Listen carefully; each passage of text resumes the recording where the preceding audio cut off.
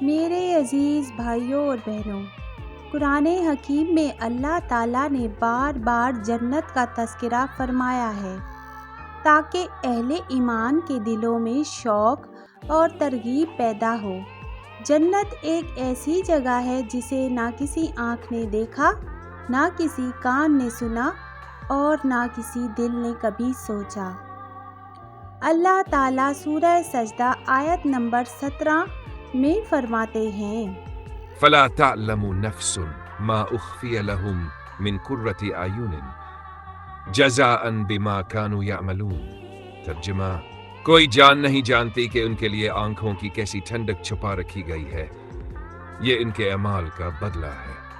میرے دوستو، جنت کی سب سے پہلی نعمت یہ ہوگی کہ وہاں نہ کوئی غم ہے، نہ دکھ، نہ بیماری ہے، نہ بڑھاپا۔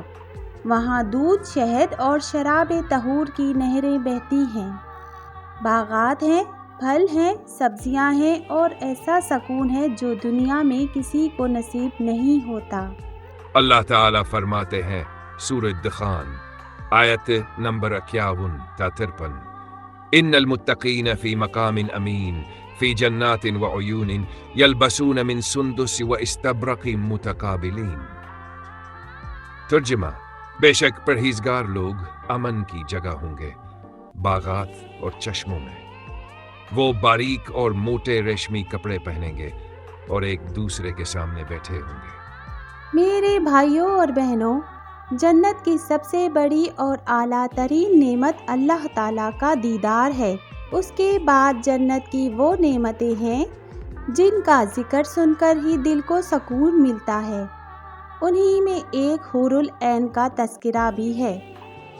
اللہ تعالیٰ سورہ رحمان آیت نمبر 72 میں فرماتے ہیں، حور مقصورات فی الخیام۔ ترجمہ: وہ حوریں ہیں جو خیموں میں پردہ نشین ہوں گی۔ وحور عین کامثال اللؤلؤ المکنون۔ ترجمہ: اور بڑی بڑی آنکھوں والی حوریں ہوں گی جیسے کہ چھپا کر رکھا ہوا موتی۔ یعنی جنت کی حوریں ایسی حسین اور پاکیزہ ہوں گی جن کا تصور بھی دنیا میں ممکن نہیں۔ یہ نعمتیں صرف ان خوش نصیب بندوں کے لیے ہیں جنہوں نے اللہ کی اطاعت کی، رسول اللہ صلی اللہ علیہ وآلہ وسلم کے طریقے پر زندگی گزاری، نماز قائم کی، صبر کیا اور تقوی اختیار کیا۔ میرے عزیزو، جنت کی یہ نعمتیں سن کر دل میں شوق پیدا ہوتا ہے کہ ہم بھی ان خوش نصیبوں میں شامل ہوں۔ لیکن یاد رکھیے، یہ نعمتیں آسانی سے نہیں ملتی۔ دنیا میں اپنے نفس پر قابو پانا، برائیوں سے بچنا، صبر اور شکر کرنا ہی وہ راستہ ہے جو جنت کی طرف لے جاتا ہے۔ آئیے دعا کرتے ہیں۔ اے اللہ، ہمیں جنت الفردوس عطا فرما۔ اے اللہ، ہمیں اپنے نیک بندوں میں شامل فرما۔ اے اللہ، ہمیں وہ سب انعامات عطا فرما جو تو نے اپنے صالحہ بندوں سے وعدہ فرمائے ہیں، اور ہمیں اپنے دیدار کا شرف نصیب فرما۔